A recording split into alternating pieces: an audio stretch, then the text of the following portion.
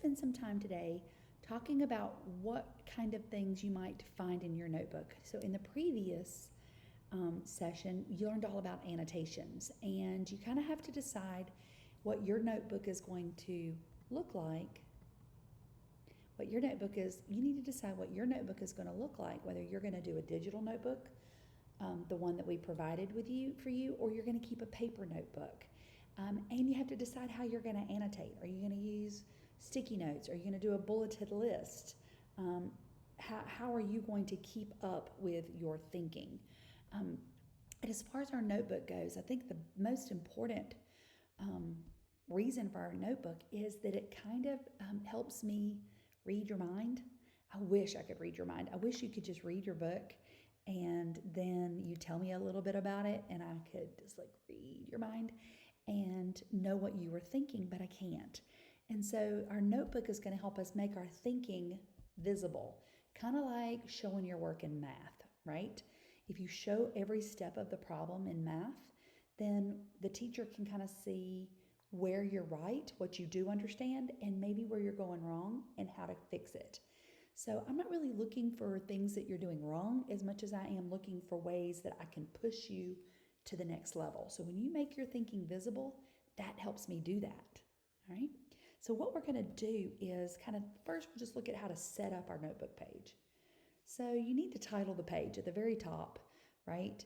The session number, the title of the book you're reading. You got a book in session 3 and you're reading 30 minutes every day. And then the annotations, however you decided to keep your annotations, that goes in your reader's notebook. But that's not enough. I need you to make your thinking about those annotations visible so that it's not just a list of things out of the book. I want to know what you think, and I want you to put those things together.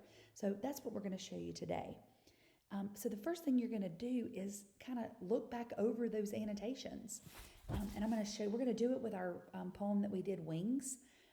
And so here's all my annotations, and I've got my copy of the poem here, and we're just going to look over them. We're not going to reread anything, but I just want to look over my thoughts as I was reading. And I'm looking for something that stands out to me, something that really is impressing me. And it could be different in different parts of your book. It could be different for different books. So I'm going to go through and just kind of scan over my annotations. All right. So I know that, it's the thing about the title being called Wings. And so I know he's kind of wanting to fly. I know that he lists all the cool stuff about his shoes that he got. This line right here, I was so cool I couldn't crease them. That kind of stands out. This line really gets me right here where it says, my friends couldn't afford them. He kind of felt extra cool because he had shoes that other people didn't have.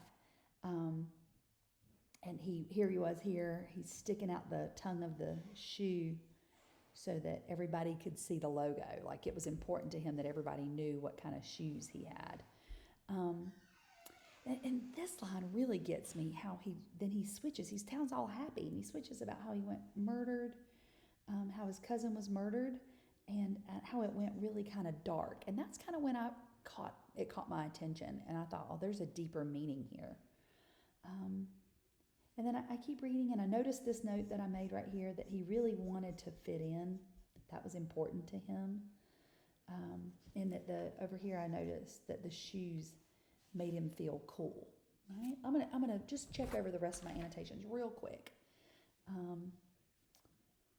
So he uses the word here, exclusive. Exclusive means it leaves other people out. So that's more about how he, wanted to be better than other people, that other people couldn't have it.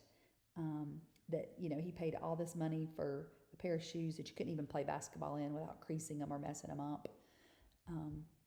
But then here's some cool lines that I saw where it says he fell for the hype of all these expensive kicks, right?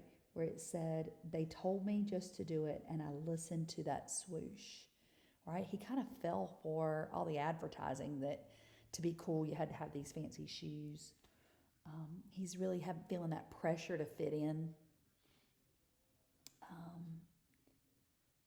Then this line right here, we are what we wear. That was pretty powerful, I thought. But then there's this little tiny word right here, but. That really stuck out to me too. And then I said, well, I stand for change or stay in my box. So here it says he's trying to define me, but I'm trying to take them off. Here I noticed that he was trying to take them off. He's trying to escape these pressures I noted right here. In this line where you take me far away. He bought these shoes maybe for a basketball dream or to fit in. And I bought the dreams, but you can't really buy dreams. You kind of have to have your own dreams. You can't let an advertiser buy your dreams, right?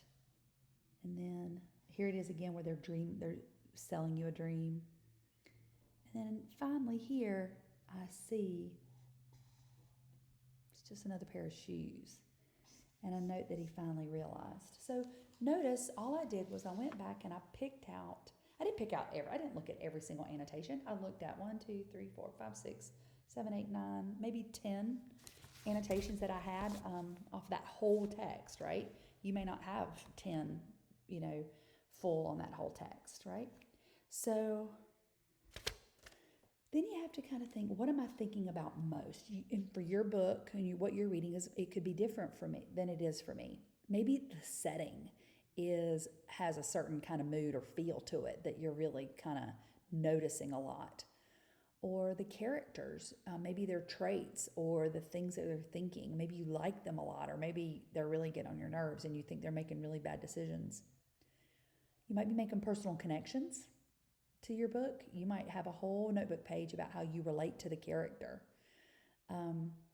Or even questions that you're having. You're questioning what the author is doing or what the character is doing.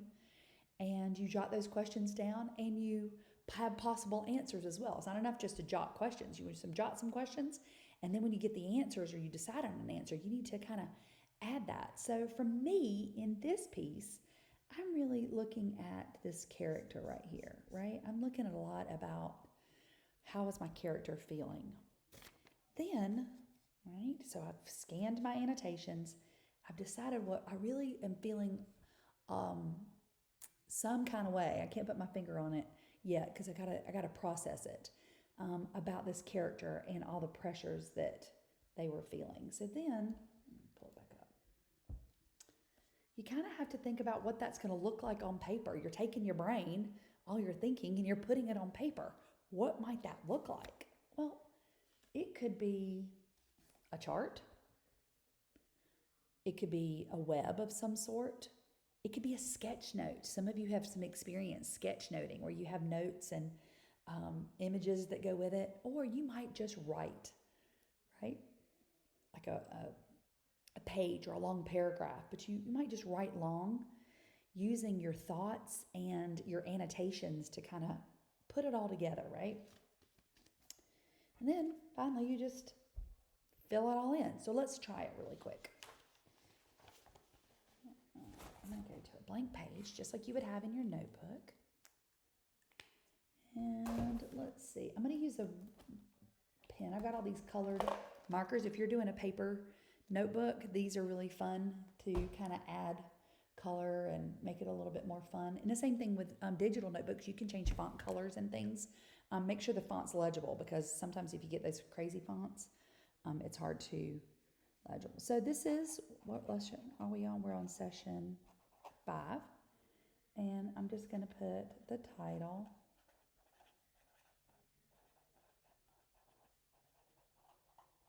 Okay. Now you might have your annotations in your actual notebook, right? So you may have to add a page of the digital notebook or turn the page and have a whole fresh page.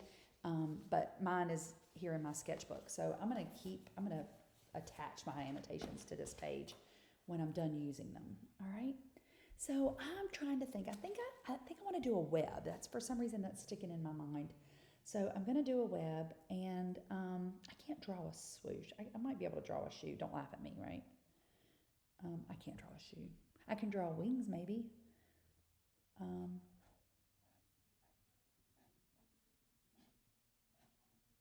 These are really bad wings. right? Like wings on a butterfly or something. But I'm trying to think of our main character, and we don't know who the speaker is, so we can put the speaker, right, is the main poem. It could be actually Macklemore, like he's telling it in first person. And then I've got my wings, right? If you can draw shoes or whatever, you can just use words if you want. And I start thinking about my annotations, and I'm thinking these pressures that he's feeling. So I really want to focus on these pressures, right? And I'm thinking he really feels pressure. He wants to fit in, right? And I go back in here and I might even change colors. I'm going to go in here and find a line out of the poem where he says that. I'm going to include it. My friends couldn't afford them. And I'll put it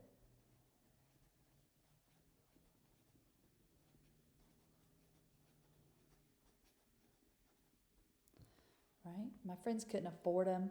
And then over here, he also said, well, he didn't say he said I wanted to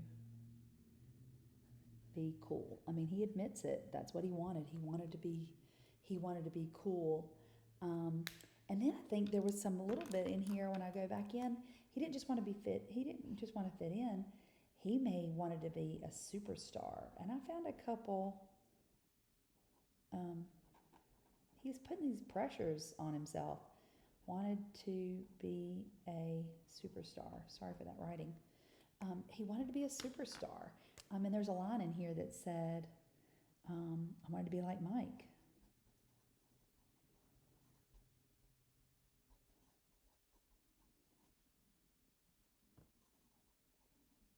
Right? I wanted to be like Mike. Here he said, I wanted to touch the rim. He's 7 years old. I mean, that's a dream, but that's a lot of pressure. Wanted to touch the rim, right? So he's got some pressures. He also has pressures. What's another pressure? Well, his cousin was murdered for his shoes.